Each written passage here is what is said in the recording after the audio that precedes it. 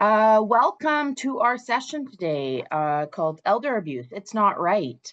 And this is hosted by the Elder Abuse Group on Core Alberta.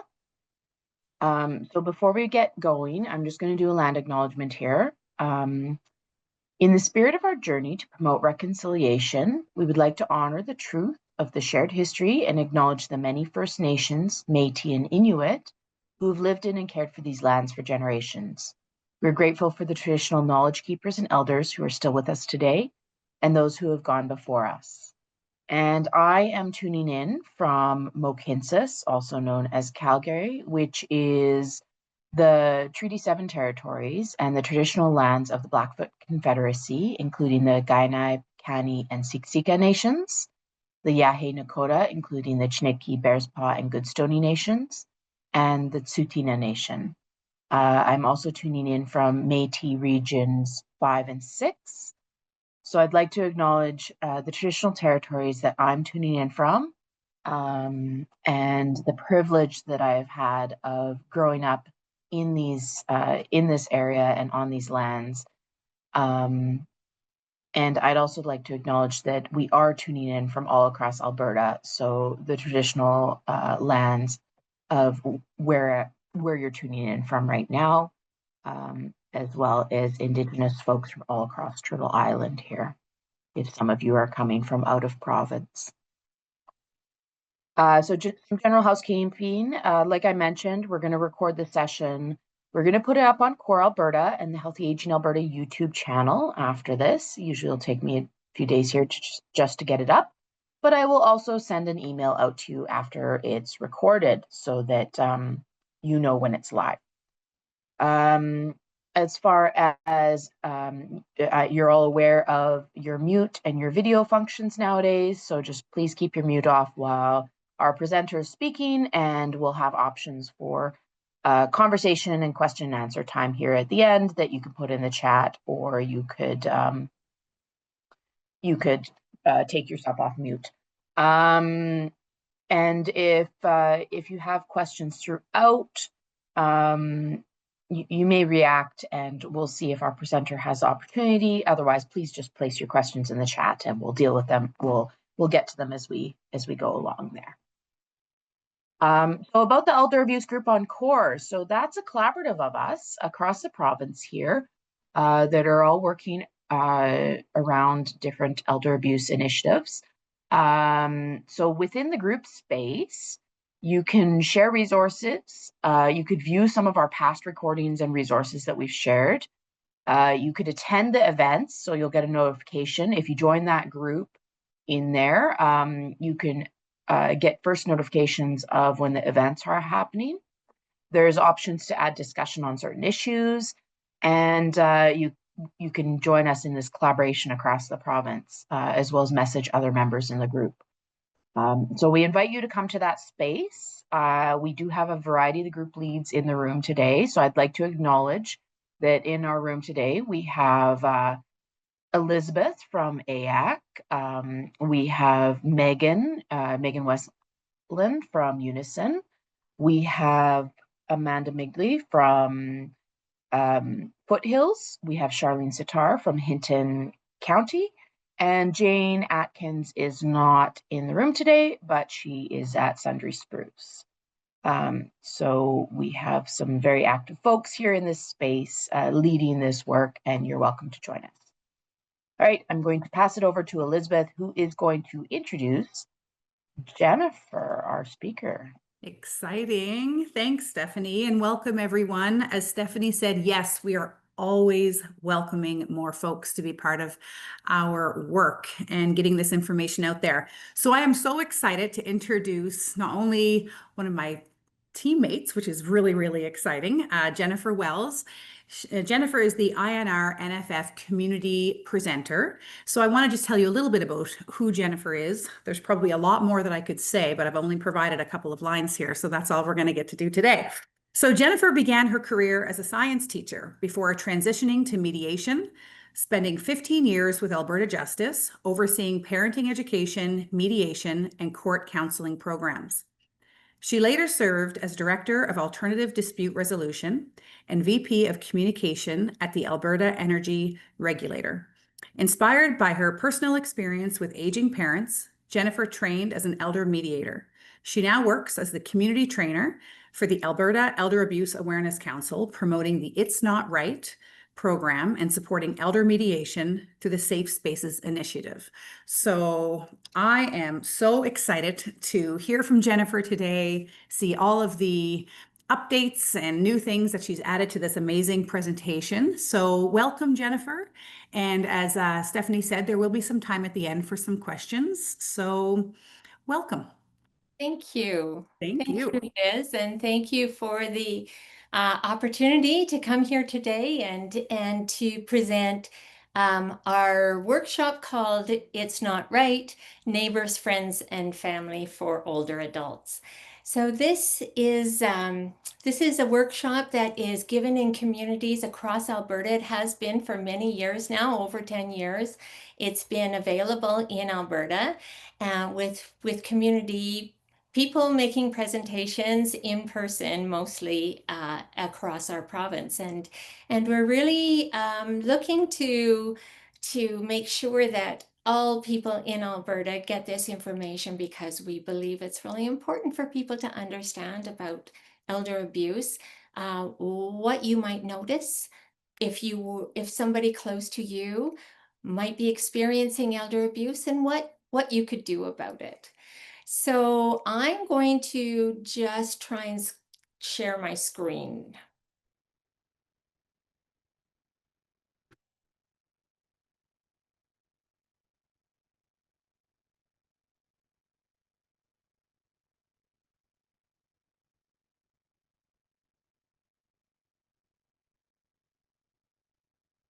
How are we doing? Did that come up?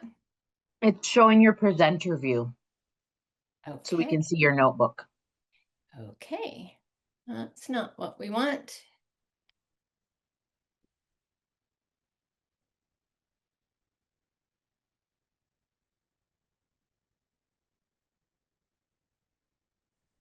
Wonder if you hit use slideshow. Oh, use slideshow, Jennifer, on the top.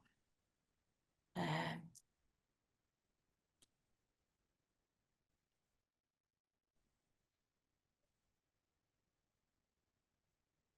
There we go. Thank you. So I'm going to be presenting this as it would be presented in communities across Alberta. And I can't really see with my setup if anybody has questions. And so I'd appreciate if we just leave those to the end, unless there's something, Liz, you want to interrupt. That's fine. Okay, so I guess we want to start off our presentation with talking about how individuals can make such a difference in people's lives. So we know that, the people who are most likely to notice if something is wrong, if something's not right with somebody, if they might be going through something or experiencing something that is difficult for them, are the people who are closest to them. They're the neighbors, they're the friends, they're the family members who will notice some changes and will have those little feelings, gut feelings sometimes, that something isn't quite right here. Something is not good with somebody. It's not likely to be their doctor. It's not likely to be their faith leader unless they're very close. And so this program is really geared to people who are close to older adults, to say, hey, here are some things that could indicate to you that something is going wrong, and here's what you can do about it, because we know that one person can make a big difference in somebody's life. I look back and I think back in my life about people who have said something to me or helped me in some way, or something I've read or something I've done, one little thing that kind of changed things and changed the direction, how things were going for me. And I think that's true. My grandma used to say, you never know when you're making a memory, and you never know when you're helping somebody who might really need your help. So this program is geared for those people who have family, friends, neighbors who are older, because an awful lot of them are experiencing elder abuse. So most people don't know how powerful they can be to somebody else. But if you're in trouble, if you're an older person who is experiencing elder abuse and somebody is there to support you, it can change the trajectory of how things are going. Even the smallest action can make an impact. So in this presentation, we are going to talk about the warning signs. So what are those things that you might notice in somebody else that give you that feeling that, ooh, maybe something isn't quite right here? We'll talk about what ageism is and how it can be the precursor sometimes for abuse. We'll talk about what if somebody you know is experiencing something that isn't right, what can you do to help them out? And how can you find help in your own community? And we're going to introduce an idea called Sync It to help as a process for helping out.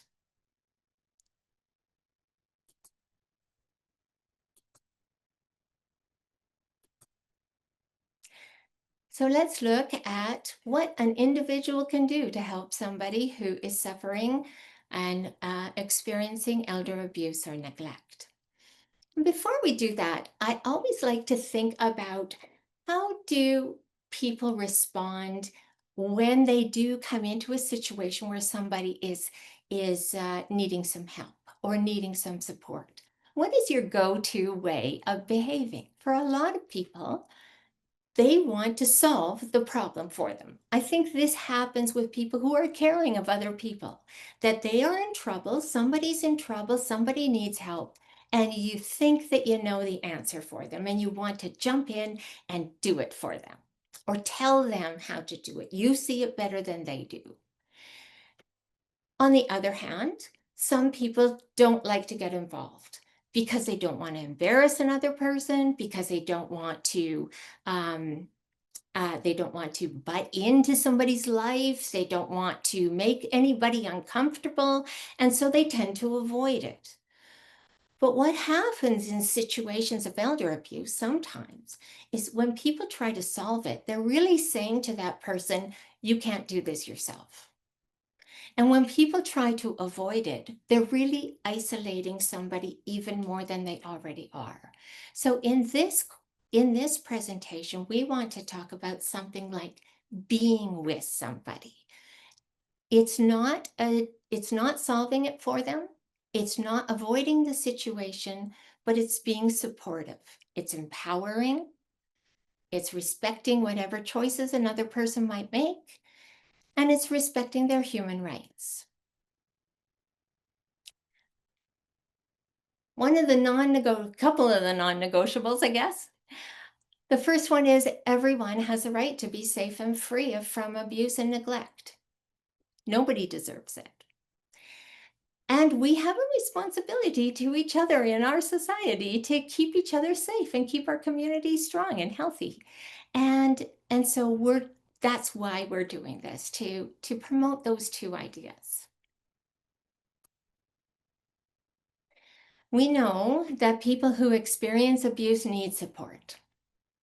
And we know that people behave abusively, are accountable for their actions, but sometimes, as we'll see, people don't always recognize their behaviors as being abusive, especially people in a family. And so that's why we find this presentation is really helpful for people, because it helps us unpack and understand exactly what those behaviors can be and what people can do about it. I'm going to start by talking about ageism, because it is something that is so prevalent in our society that it's everywhere.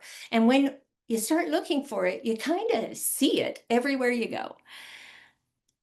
Ageism is one of the last kind of isms around that is still pretty socially acceptable.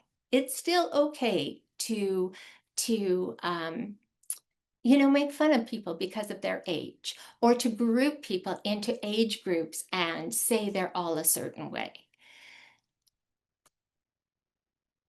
And it happens like any ism when you make up your mind about a group of people and what they're like because of their age. And it's very easy to have ageist attitudes. The other day, I was talking to a business leader, or a business owner, and she was complaining about Gen Xers and how they want money, but they don't want to work for it. And I was thinking, and I said to her, really? All of them? Because that's what happens with ageism. When we take people in a group and we attribute some behaviors to them, and we say they are all like that, and then we treat them all like that. And we spend a lot of time dividing people by age. Millennials, boomers, Gen Y. It seems like the generations are getting smaller and smaller all the time too. I can't actually keep up with how many there are now. And why do we do this? Because we're putting everybody in a group and we're saying they are like a certain way. So in this presentation, we're talking about ageist attitudes towards older people. Well, that's a very big group. That's decades of people. And to think that they are all the same is a problem. But many times people who are of a certain age are the recipients of elder abuse, of ageism, and those kinds of attitudes. Okay, so like every kind of ism, it's based on a couple of things. It's based on, first of all, stereotypes. So what are older people like? Many people have beliefs that they attribute to older people. Maybe here's sort of a non-exclusive list, but here's a list of some of the things that are quite common. That they're slow and boring, that they think they know everything, that they're not all, they're losing their capabilities mentally, that they're, cute, that they're bad drivers. These are things that these are the kinds of stereotypes that happen. And to lump everybody into those groups and assume because you are older, you are like this, is the stereotype. It allows the sort of ability then to have these feelings towards older people, which are a prejudice. How you feel when you think or you see an older person. Do you feel anger towards them? If you're in line behind an older person, does that frustrate you before they've even done anything? When you see a driver who is older, do you assume they're going to be slow? Do you assume they're going to be not paying attention? Do you feel like when you see an older person, do you feel like kindness towards them, or exasperation, or disgust? All of those kinds of feelings that you might have towards somebody who is older is a prejudice. And those things, those beliefs and those feelings can lead to behaviors that we call discrimination.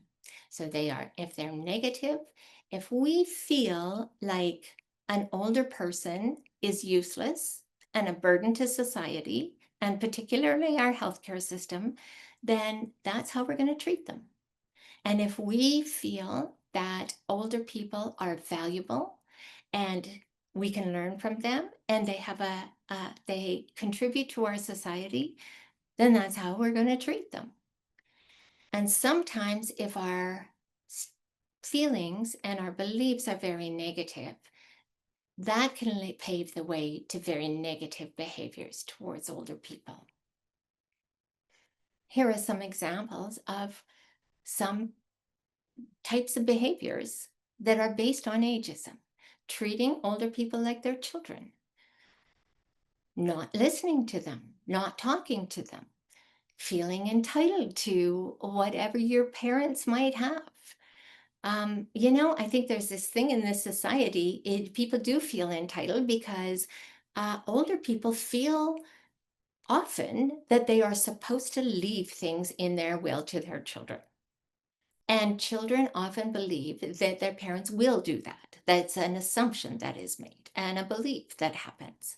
And so feeling entitled to maybe their parents should be babysitters, or whatever it might be, not including them in making decisions, or just treating them badly. When my parents, when I was helping them, they were in their 80s, and I was helping them try and find a doctor.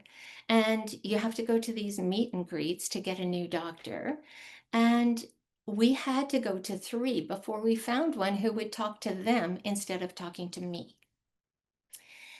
Those are just those ageist attitudes that people have, and they can be very detrimental to older people. It makes them feel diminished many times. It makes them feel unimportant and not valued.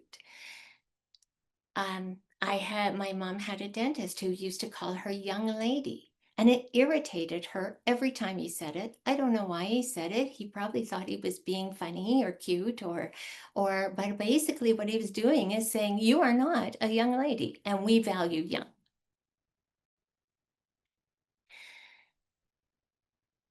So ageist behaviors are the precursors, often those attitudes and beliefs, to abuse. They often allow abuse to happen. What do we know? We do know the government of Alberta tells us that 1 in 10 older people, 65 and older in Alberta, may be the victims of elder abuse. That's a lot of people. We also know that 82% of Canadians, 50 to 80, experience ageism on a regular basis. Stats Canada says daily. And we also know that half of all the people in the world are ageist against older people, according to the World Health Organization. So it doesn't matter what country you're from, doesn't matter what culture you're from, it doesn't matter what human group you're from. This is something that is very, very prevalent and often accepted in our society.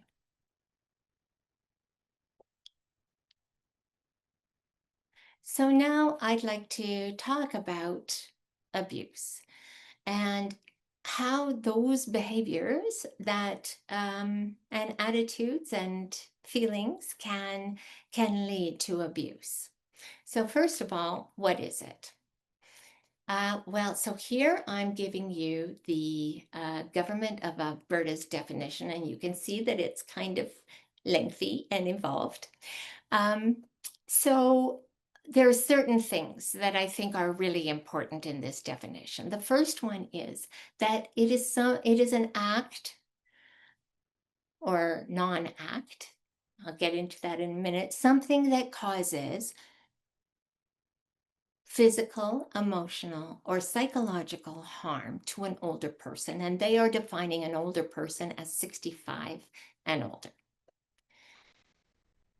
I don't think it's that set in stone, but we're looking at people who are, what we would call seniors in Alberta. So it is an act, and it could be something that somebody is doing on purpose, or it could be something that they're doing that they don't intend to cause somebody harm, but they do.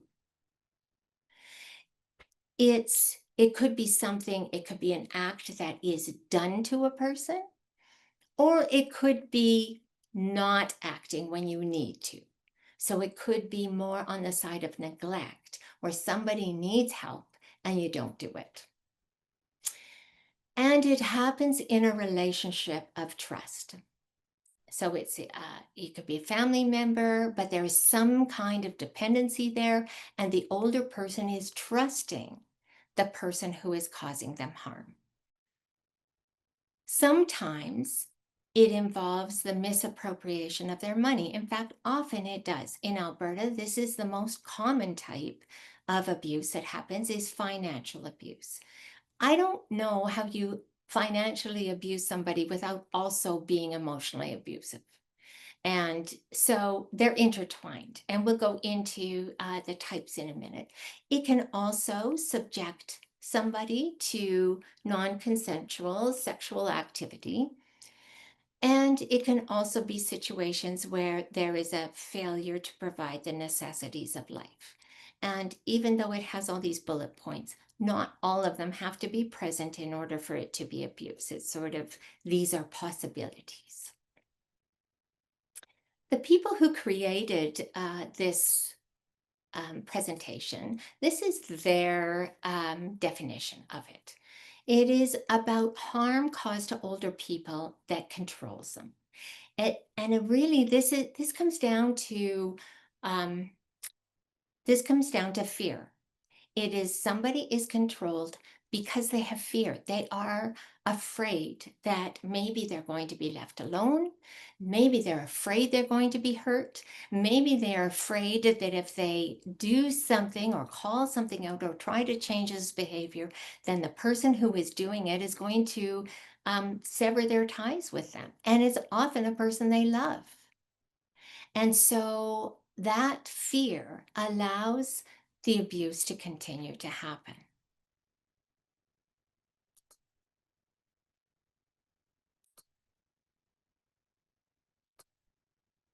Oh, there goes the leap. So it's not just being impolite, but it is abuse when there's a power imbalance, when somebody is controlling another person. And it can also be when that person who is in a place of power or influence is hurting them by neglecting them.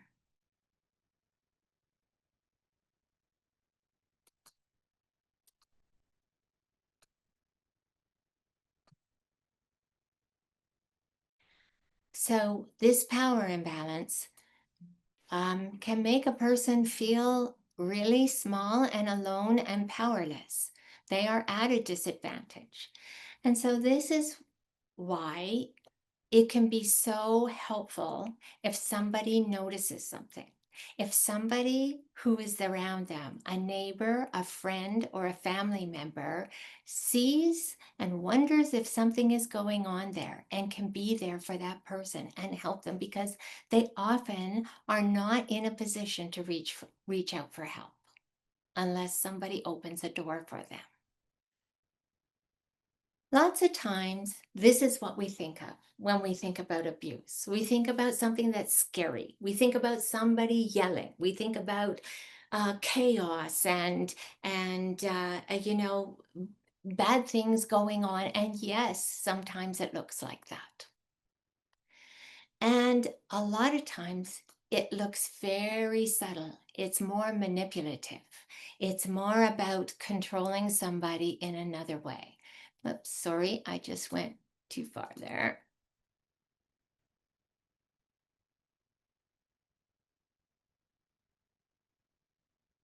So sometimes it's using somebody's emotions and having them do something, or can be very subtle. It can be very difficult, but there are ways that people will get people's money by using emotions, and so this sometimes is why it's very difficult to notice it.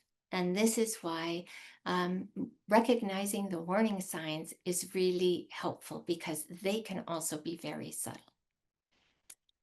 So the types of elder abuse, we've talked about financial, but this is when people take over somebody else's finances, use their money, use their property. Sometimes people get a hold of the bank card, or use their name to sign up for something, or take money from them, or sell their property for money, or just sometimes Sometimes it happens over time. Somebody, oh, can I use your car? Next thing you know, they got your car and they're using it all the time. So financial is a big one. Emotional, of course, is humiliating, making somebody feel small, making somebody feel like they're not capable of looking after themselves. It can be physical, which may cause pain or may not cause pain. It can be things like confining somebody, or I've heard of when there are locks on the outside of somebody's bedroom door. It can be neglect, just not caring for somebody, not maybe giving them what the food that they need, not making sure that they are going to their appointments that they need to go to. Lots of different ways that just not caring for them the way they need to be cared for. I think misuse of medications is a big one. Sometimes over medicating an older adult makes them maybe groggy or tired and very compliant. Or it could be not letting them have their medicine either because somebody else wants it or they want to sell it or for whatever reason. And of course, any unwanted sexual act would be a terrible cause of abuse. So let's look at what some of those abusive behaviors might be. Making decisions without asking somebody is a big one. A lot of times people think that they are better at making decisions about somebody than that person is. And so they make decisions, and oftentimes without even telling the person that they are making these decisions. Big decisions sometimes, like moving or who you see, or what activities you do. Huge decisions for making for somebody else. Isolation is very important. I'm going to talk a little bit more about that in a minute. Certainly threats and disregard for somebody's privacy, handling their money, taking their money. These are all abusive behaviors. Where I grew up in a neighborhood. We moved in, it was a brand new neighborhood, lots of families, lots of kids, and the parents all got to know each other. My parents lived in that house for almost 60 years, and they knew everybody on the neighborhood. And over time, a lot of the moms got together and they had sort of a core group of people. One day, one friend was gone. This had been my mom's friend for 45 years. And all of a sudden, she was moved out of her house, never got a chance to say goodbye to her friends. No one knew where she had gone. Her family had made a decision she was going to move. And, who knows? If she had known about it, I'm sure she would have wanted to say goodbye to her friends. And I am sure that her children thought they were doing the best thing for her. But it was really devastating. I'm sure for her, but certainly for all the other ones on the street. So what are the warning signs that you might see? Here's a few of them. Maybe you would notice that, if I can get my slide to work. Maybe somebody hints that something is wrong. They don't come right out and say something's wrong, but maybe you're kind of getting that feeling that maybe they're telling you something without coming right out and saying it. Maybe they're becoming depressed or withdrawn or fearful. You've noticed a change in their demeanor, and in a not good way. Maybe they've stopped attending events. Maybe one of your people who used to come to the club you belong to, or your faith group is not suddenly not coming, or not coming very much, or not participating in the way they used to. You might see somebody who somebody else has moved in with them unexpectedly. You didn't notice that. And none of these signs mean for sure there's abuse, but it could be one of those things that you go, I wonder what's going on here. I hope it's okay. Signs of neglect, like there's no food in the house, or maybe the house isn't kept up the way it used to be. Or maybe the person isn't in the same way they used to be. Maybe they used to be really put together and now not so much. Maybe they've stopped being able to use their phone, or things are disappearing from the house. All little warning signs, things that you might, if you notice that in a family member or you notice that in your neighbor, you might wonder if they're okay. One of the biggest ones, injuries or unexplained injuries. Again, there's another one that would be something that makes you sit up and go, I wonder what's going on here. Isolation is a big factor, often in abuse, because isolation means that people are not there. People are not there to notice. And if people are not there to notice the abuse, then more abuse can happen. And that leads to further isolation. And that could be a very never-ending spiral. So noticing when people are not participating, to seem to be isolating, is a very something to check out, a warning sign. So who do we think are people who could be abused? Well, it could be anybody at any age and from anywhere in the world and from any human group. Today, we're going to talk about what are the risk factors, though, for older adults.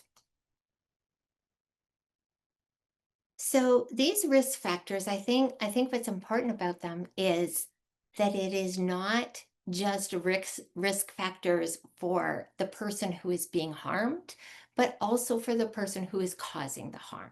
So one is dependence.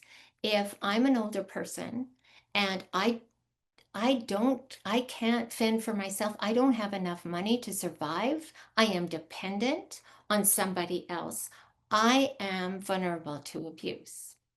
At the same time, if I have, say, an adult child who is dependent on me, they don't have the means to look after themselves, they're dependent now on me, that also makes me vulnerable for abuse. Same with living together. Living together is actually a risk factor, even though it is often culturally what people do. Older adults live with their adult children. Maybe a grandchild has moved in because that's something that's going to help them have a good start in life, or there's a number of reasons, and lots of times it's good, and sometimes it's not. Sometimes that living together allows abuse to happen. There could be mental health concerns, and these could be older adults are not immune to mental health concerns, especially things like addictions.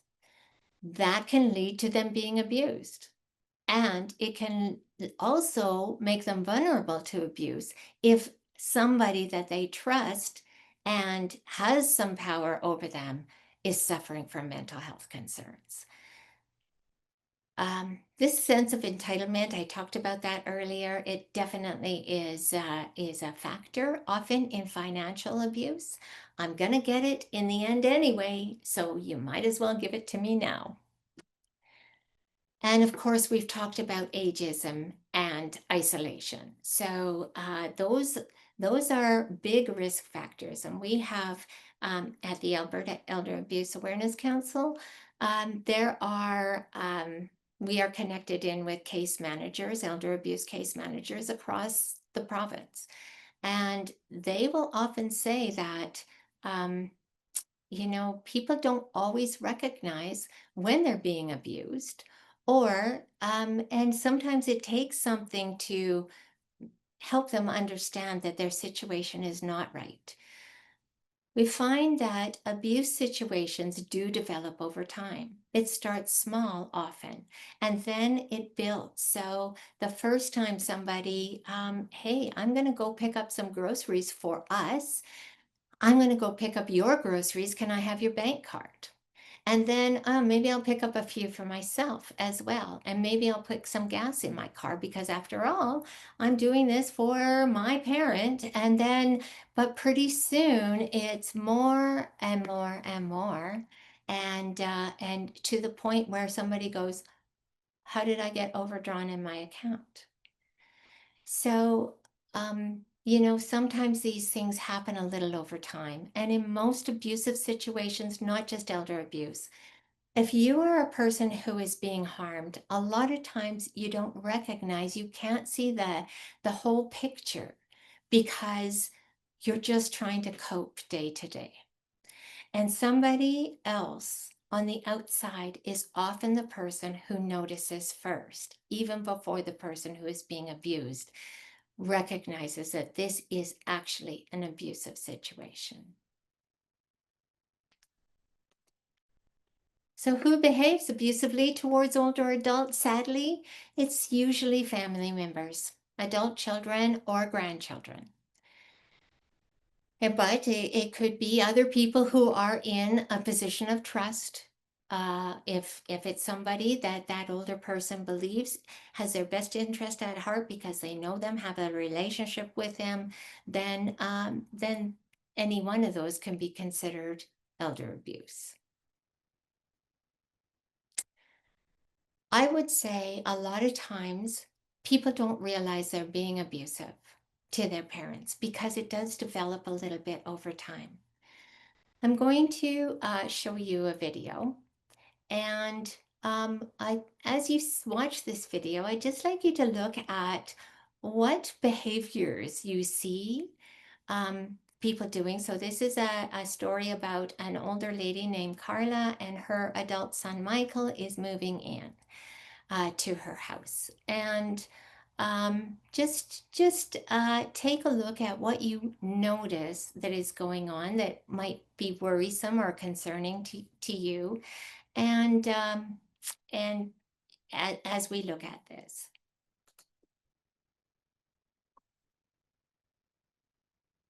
Are you sure you're going to be comfortable in the basement? Yeah, there's plenty of room, Mom. Besides, your granddaughter will never be home. You're a lifesaver, Mom. I don't know what I would have done without you. I'm sure you're going to find another job in no time.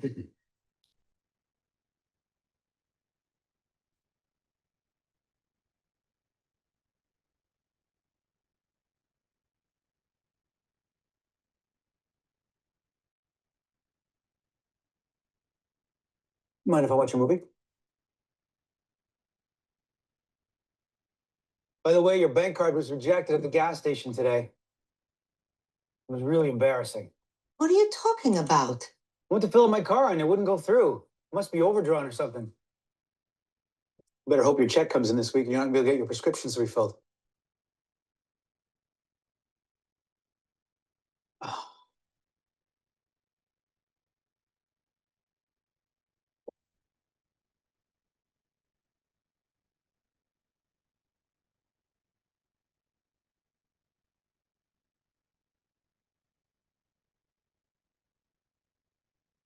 What are you doing?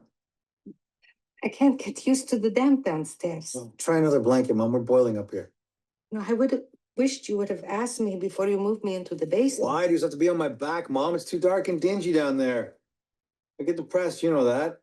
Complete your puzzles down there as well as you can up here. What's for dinner, Grams? I'm starving.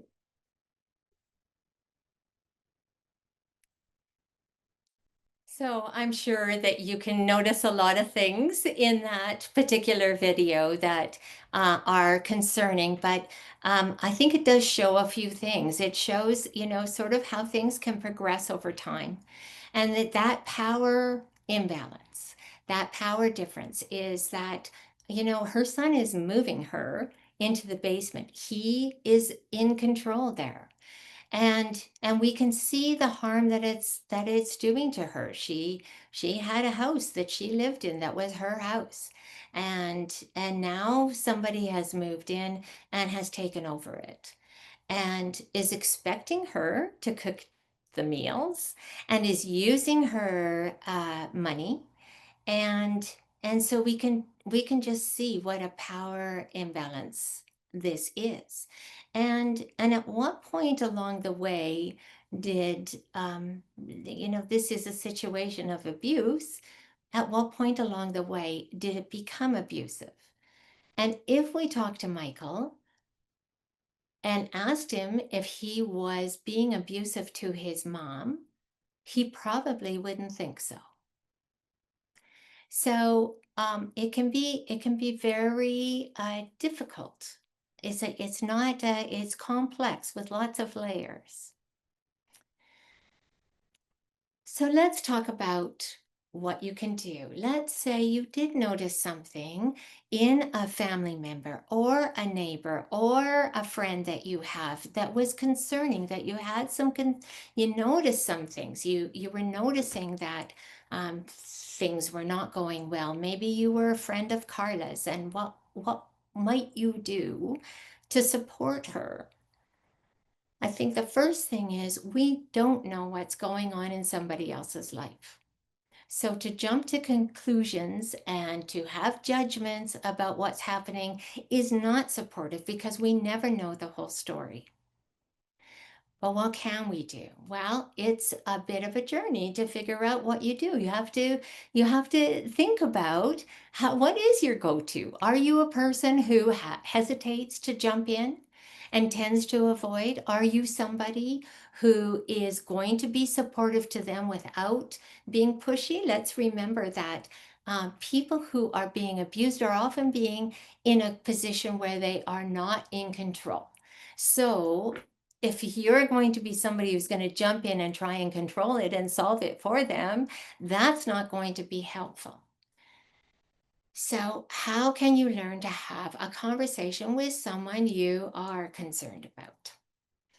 This is where we use our acronym called SYNC IT. And that stands for see it, name it, check it. So when we say see it, what we're talking about is really recognizing what is going on. What is giving you that gut feeling that something might not be right? What is that thing? Naming that, looking and seeing exactly what the behaviors is. Oh, the son moved in. Oh, now she's downstairs. Oh, the house doesn't look like it used to look. Oh, she is not a happy person these days. Recognizing these warning signs is the first step. The next step is to name it. Michael moved in. I see that Michael moved in. To overcome, you just talk about the facts, just exactly what happened. I see that you don't seem to be very happy these days. I notice that your granddaughter is also around a lot. And then check in with that person. Are you okay? Is everything going okay? Do you need some help? Do you want to talk about it? How are things going? All of those kinds of checking in that will open the door and help somebody who is feeling isolated and feeling out of control to know that somebody cares about them. And maybe there's some help, maybe there's some change. So I'm going to show you a video of one of Carla's friends. And just think about the response and take a look at how Carla reacts in this, and just to see what you think about how this friend handles the situation.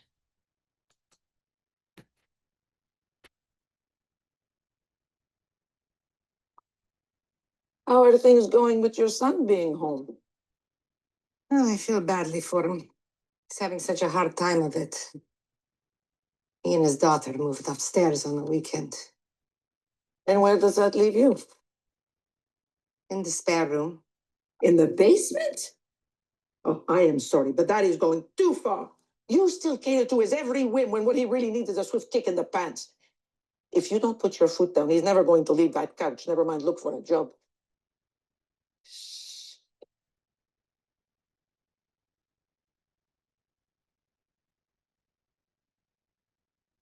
I think we can see that her friend is very upset for her. Her friend is worried about her, and her friend is concerned that this is a terrible situation. And basically, though, what she's saying is, Carla, this is your fault. You need to do something different. You need to fix this situation because this is wrong, and he's a terrible person. And all of those things are going to shut Carla down. She is not interested now. It's very, and I'm sure her friend means very well here, but it's not helpful. When we have a drive to solve it for people, we're really pushing it's a really tough situation. We could be pushing somebody to do something that is actually going to cause them to get more harm. She's saying Michael needs a swift kick in the pants. Well, if Carla tries to give him a kick in the pants, we don't know what's going on also there. We don't know what other kinds of abuse might be happening. We could be putting Carla in harm's way. And we are saying to her, somebody who is feeling diminished and out of control, we're saying, you are not capable. It's victim blaming. It's your fault. And it's understandable how people do respond this way. And so it's really helpful to think carefully about how you are going to respond and to do it with naming it and checking it. I'm going to show you another response that I think you'll find is really more helpful for opening the door for Carla.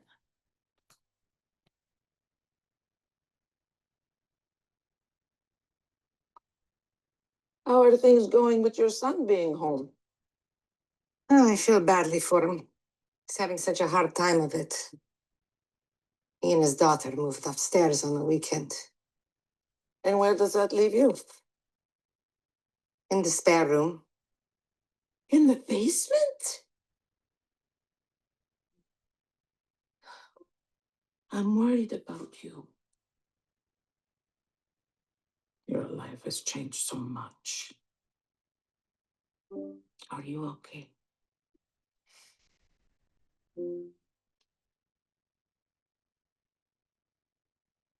Now, Carla might not respond right away and want to say anything else, but her friend has definitely opened the door for her and given her, not just by being there for her, by being with her, letting her know what she saw, letting her know that she doesn't feel that, that this is a good thing for Carla, and leaving it up to Carla what happens next.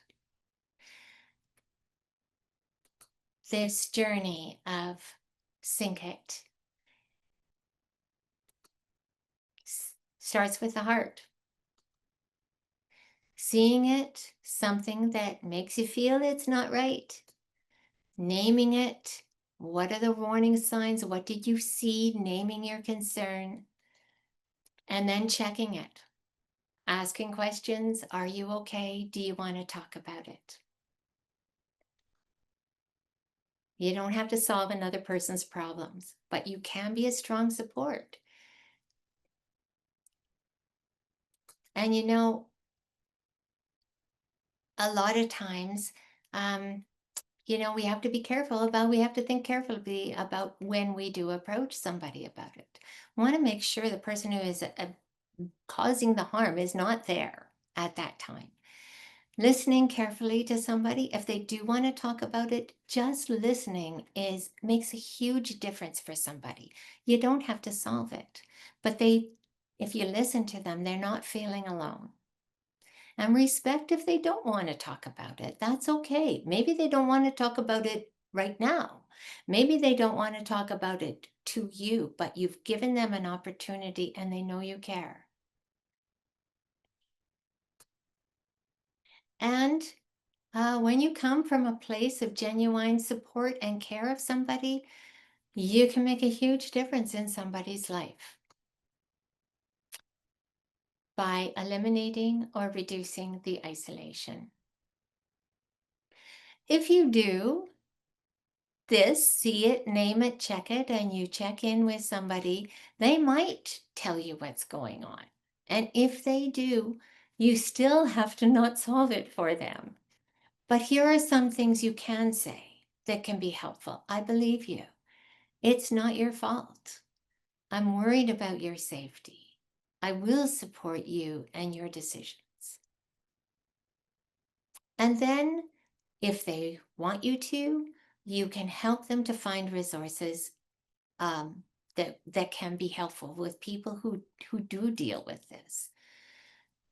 Normally, we would talk about what resources are in the community where we're giving this presentation. Here are some resources across the province.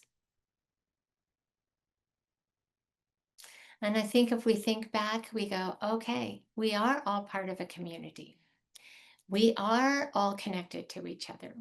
And it is those people that we're connected to that we are the ones who are going to notice if something isn't quite right. And all the things we do can make an impact in somebody's life. And what kind of difference would you like to make?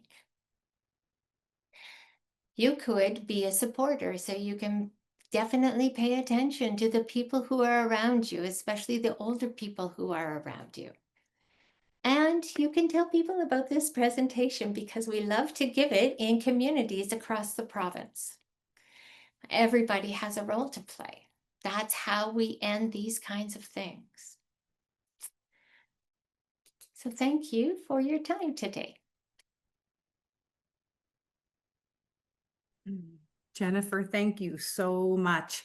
I know Stephanie has been watching the chat and I've tried to do the same, but there has been some questions and some comments. So it's nice that we have wrapped up, early enough so we can have a conversation.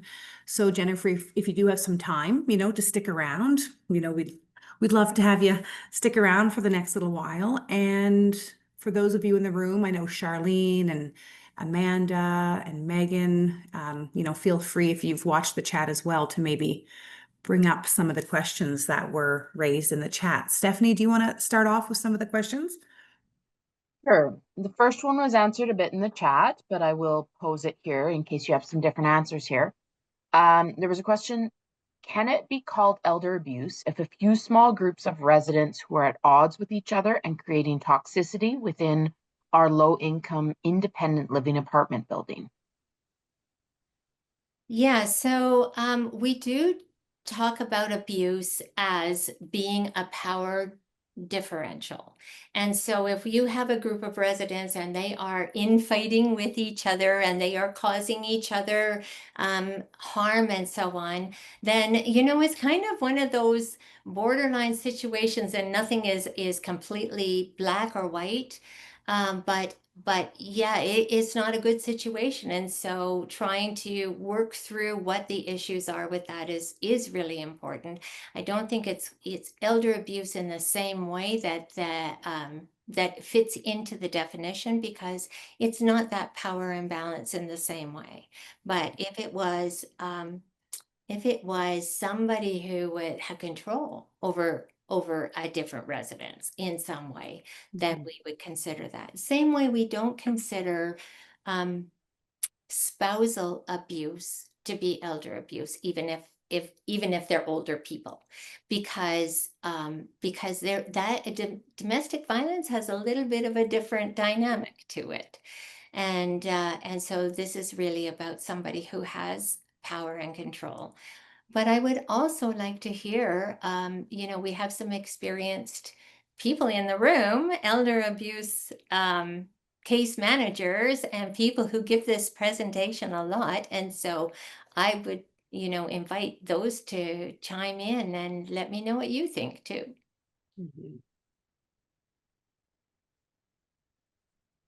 And I noticed in the chat, Rachel, thanks for providing that resource. For those of you that have not been following the chat, Rachel included a link for a document that talks about, bullying and resident to resident, some of the behaviors that I think it was Debbie who asked that question. So Rachel, thank you for that. And Megan, I'm not sure, Debbie, if you're in Calgary, but Megan had also put her contact in there as the case manager and community outreach professional here in Calgary. So lots of good resources. And as Charlene said, you're definitely in the right room to be asking for some, some support and resources. There's a lot of amazing folks here today. So anyone else want to speak to that?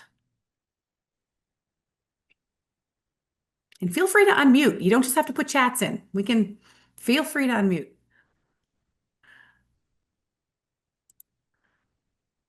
Okay, and if not, Stephanie, we'll go to the next one. Sure. We'll go to the next question. And if other folks still want to answer on that question, you're welcome to pipe up in a bit here. Would you have the same response if the individual has dementia and a son behaves disrespectful? Yeah, it is very hard. Like lots of times people have, things that make them dependent on somebody, and sometimes it can be capacity issues, and sometimes it can be, and it can be very hard. A lot of times the person who is looking after them, a caregiver, it's a very difficult role. And it can be really hard when people have dementia. And yes, it can become abusive. I think that it's really easy when both my parents had Alzheimer's at the same time, and so very familiar with that one. And one of my brothers was actually the main caregiver for them, and like he's a wonderful guy, very big heart, lots, just a lovely guy who was there to try and look after them and help them out. And it's very hard when somebody's asking you the same questions 15, 20 times in a row, when people are not following what you want them to do. And he had no training to be a caregiver, and he had really not the personality for it. And so what I found is that he was starting to bully my parents. It was so frustrating. He just wanted them to do something. And that's when we went, oh, this is not good, because at some point, where is that line? It's kind of fuzzy. And yeah, so that can be a really tough situation when you are caring for somebody with dementia.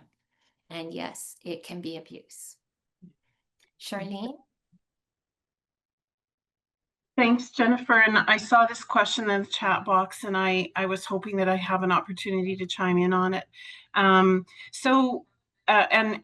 Further to the information that you shared on the bullying and the power and control dynamic, looking for that and seeing if that power and control dynamic is at work there, or if both parties are equally at play here in bullying one another back and forth. Then we're looking at can some conflict resolution strategies be put in place? So it's not an easy thing to solve in a brief conversation online, but you were absolutely right with that. As far as the dementia goes, and this is always one that gets brought up when presentations have been done on INR. And one of the reasons why we started a caregiver support group specifically for caregivers of people with dementia in our community 9 or 10 years ago was because of the referrals we were getting that had a dementia component. And so you're very right, Jennifer. Considering what the caregiver is going through, suggesting that perhaps they may benefit from some caregiver support might be a good way of stepping into that conversation, and again, to your point of breaking the isolation that is taking place within that abuse dynamic. So recognizing that you're seeing, this is what I'm seeing. I feel as though you know, have you considered some caregiver support options, if there's a support group available, providing that information, coming up alongside the caregiver to let them know that you're seeing what's going on, and then just keeping an eye on the situation as it evolves. You don't get anywhere unless you break through that isolation and acknowledge that you're seeing something that's going on. The other thing is too, I want to just point out that people with dementia, and it depends on where they're at in their journey of dementia, but just because someone has a diagnosis doesn't mean that they are not capable of making some decisions. There may be some that they can, but it's not all of them that they can't. So having a conversation with that person as well, and finding out how they're feeling. So using the Sync It conversation framework with a person with dementia and saying, this is what I've seen, this is what I'm seeing, help me understand how you feel about what's going on. So again, it's just entering that conversation and respecting both people, both individuals in the relationship dynamic. I hope that helps. Yeah, that's great. Thank you. Thank you, Charlene. We have another one in the chat here. What would you do in a situation when the older adult confided in you about the abuse, but they don't want the abuser exposed because of their relationship? Yeah, I think that's probably pretty typical, is that, you know, because they don't, it is somebody usually that they love and want to have their relationship with. And yet it's not right. It's not okay. And, and abuse situations do tend to escalate. So encouraging that person, giving them people that they can talk to about it.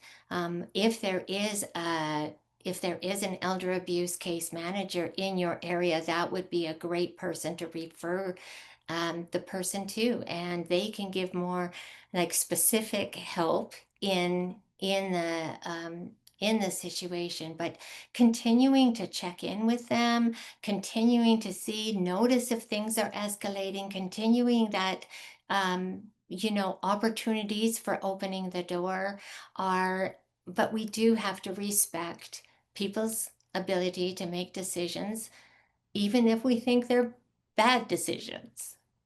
People have the right to make their own decisions about something, and they know the situation better than we do. So I would say offering the resources, having them, you know, something that somebody could easily access, and continuing to check in on them, and allowing them to make the decisions that are right for them. Megan, Charlene, anything to add to that one? I'd also just say it's important to just always create a safety plan if possible. You can find like an outline online just specific to the sorts of situation you're in or the types of abuse that that person might be experiencing, but it sometimes makes people feel more like safer and more comfortable, and when the time comes that they may feel like they can leave, that they just feel like they've got something in their pocket for a plan. So knowing who your contact person is, packing a safe go bag that's maybe hidden in the house or at a friend's house, extra medications, your green sleeve, all of those things just kind of help people feel a little bit more secure if they do need to leave. That safety plan is important.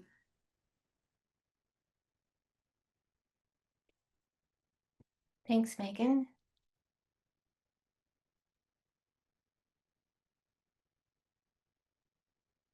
Okay. And thank you, everybody. There's some really It's a busy chat.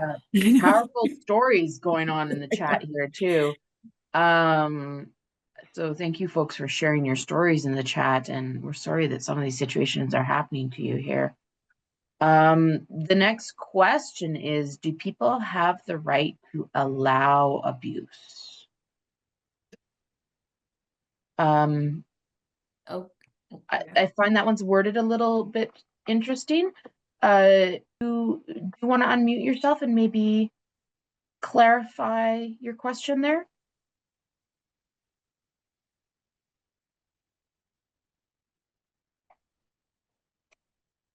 Or just maybe type it in the chat.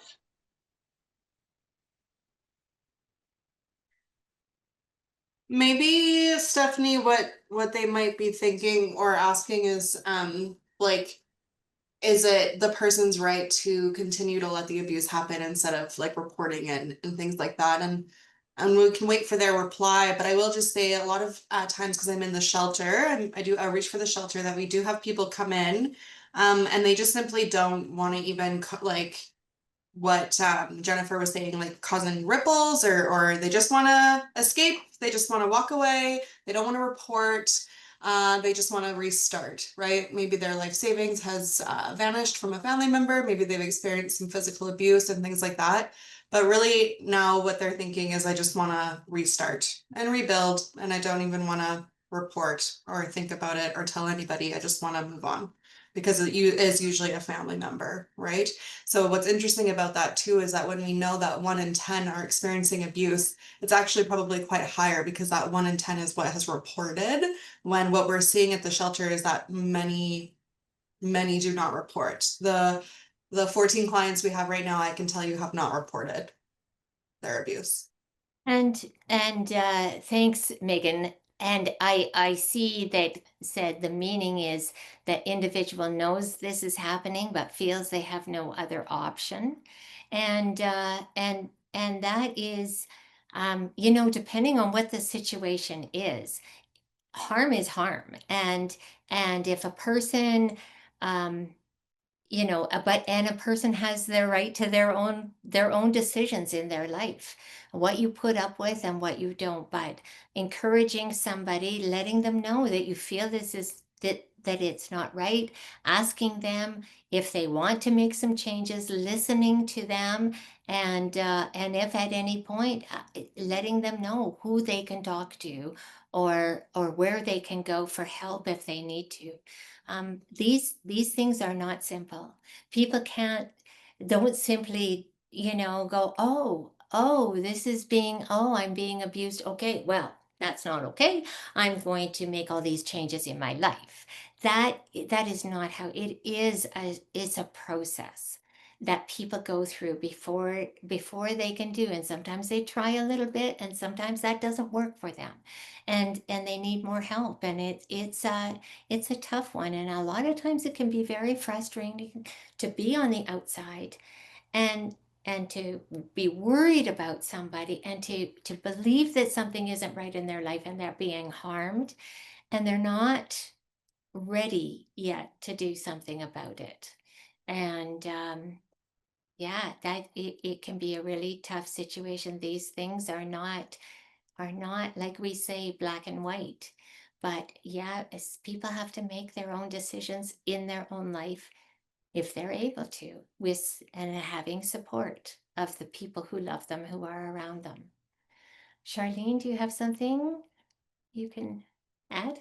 Well, I've always got something, and I'm just so excited to see all the chatter in the in the chat box. It's so wonderful. Nothing gets solved unless people talk and communicate.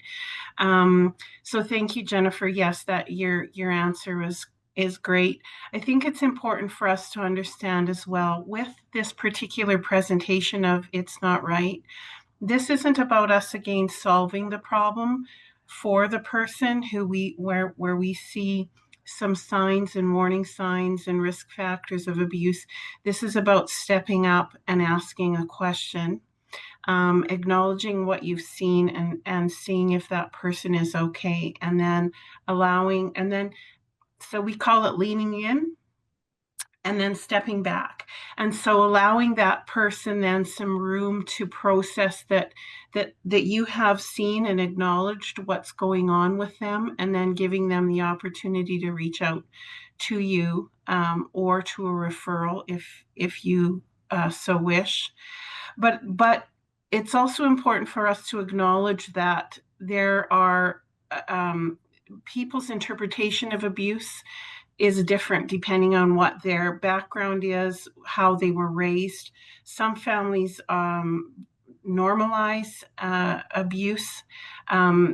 Perhaps there's been abuse in the past in the family. So my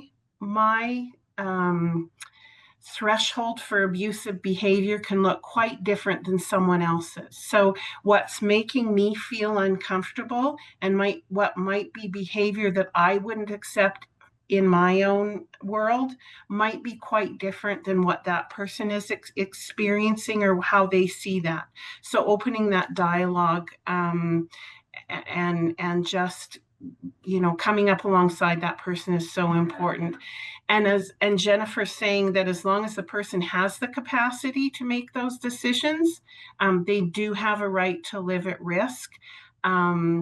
If there has been harm done, that someone has been physically assaulted, though, as a bystander, as people, we do have a responsibility to make appropriate calls and referrals when something is happening. It's not about if something's happening. This is about when something is happening. So I hope that helps as well. It's not black and white. That's for sure.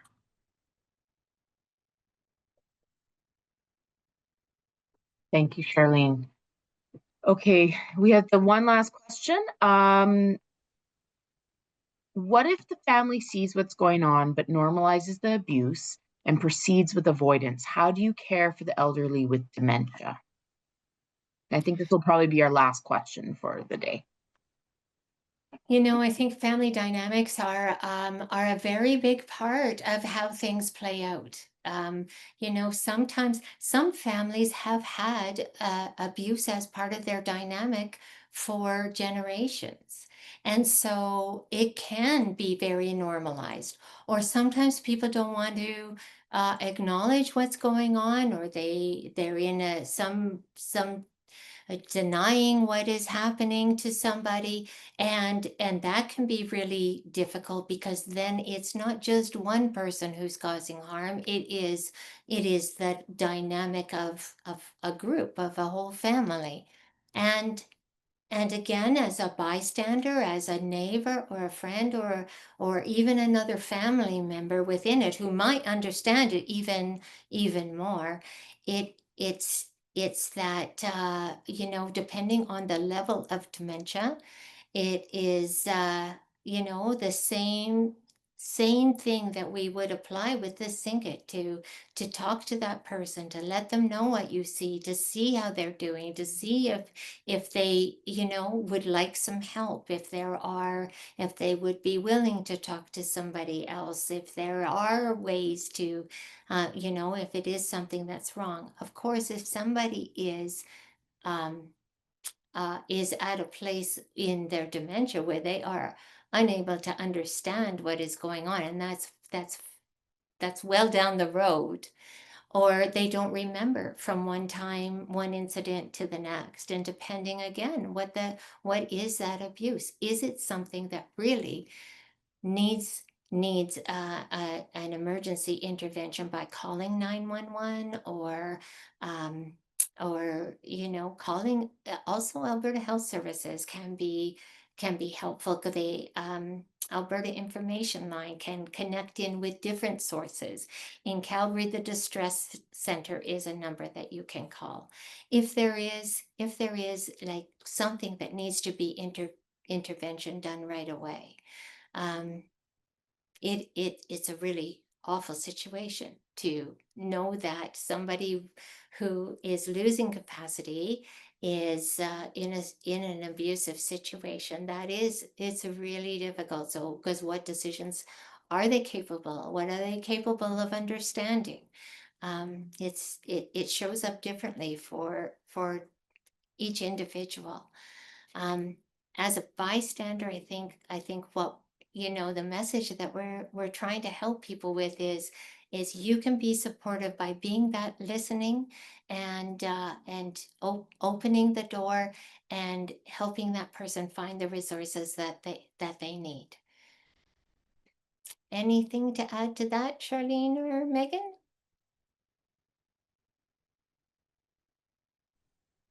I just put in the chat box, depending on the situation and what may be the severity of the abuse.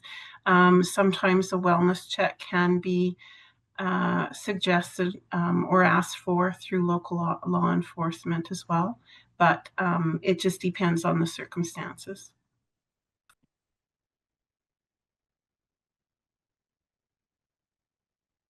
Thank you. Well, with that, thank you everyone for all your questions here today. And thank you, Jennifer, very much for your presentation. That was so wonderful, so informative. I will, as mentioned, we did record it. I know some of you have had the questions about the recording afterwards, so it'll take a few days to get that up. And then I'll send it out to everybody who is either registered and you attended, or if so that you can have that file. I'll attach the other resources that Charlene mentioned as well here. We'll put that in the mail out so you can have that. Stephanie, I just also wanted to mention that if people have a group in your community that you think would benefit from hearing this presentation, then please get a hold of us at the Alberta Elder Abuse Awareness Council. That's albertaelderabuse.ca, or you can put my email into the chat. I can do that, and we will get a presentation done in your community. Thank you. Yes, yes. So Jennifer and Elizabeth are both from Alberta Elder Abuse Awareness Council here, and you can reach out to them here to do a similar presentation in your community. So yes, thank you again, Jennifer. Thank you for that. And we encourage you to join us in the Elder Abuse group on CORE. You do need to sign up for the free CORE membership to do that, but it's a free membership, and we just have a lot of different resources on elder abuse stored in that group space. So you can go through and see what we've already shared, and we have some of our past recordings that are really wonderful and helpful. So you can there's lots of information there, and you can connect with others here across the province. But yeah, and please, I put it in the chat, but fill out our survey. We're going into planning the whole next year. So give us your thoughts on this presentation, if there's other topics you'd like to see, because then that can help our leadership group here determine maybe what topics we present for the upcoming sessions. So we really appreciate if you have time to give us feedback. You can click on that survey link. Other than that, I guess thank you, everyone. Thank you for this. And yeah, take care.